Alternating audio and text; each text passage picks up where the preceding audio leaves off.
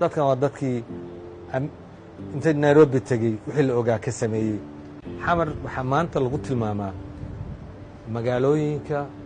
ugu korriinka badan ugu dhismaha badan ee adduunka lagu tiriyaa waliba sidaad arkayso waxaad halkan ku arkaysaa daarahan dhaadheer baad arkaysaa mataqaanaa daarahan dhaadheerna waa daaro maal ku fadhiya haddaad xoogaa intaa u durugto waxaad arkaysaa baddaasaad arkaysaa baddaasha marka beryahan aan iswarsanayna waxay tahay maxaa dhacay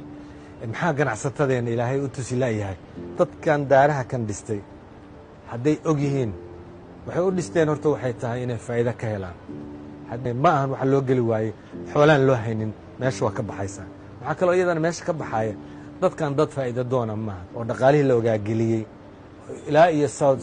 South Africana socday ganacsatadeenna markaa waa dad firfircoon oo hanti doona oo faa'iido doona waxaa markaa iskeeni la hantidii la haystay khayraadkii meesha ku jiray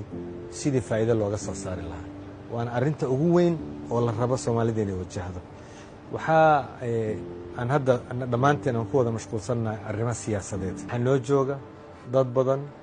oo xirfadlayaal ah oo aqoon u leh oo kaalmo u noqon kara ganacsatada hadday u soo jeesato inay maalgasho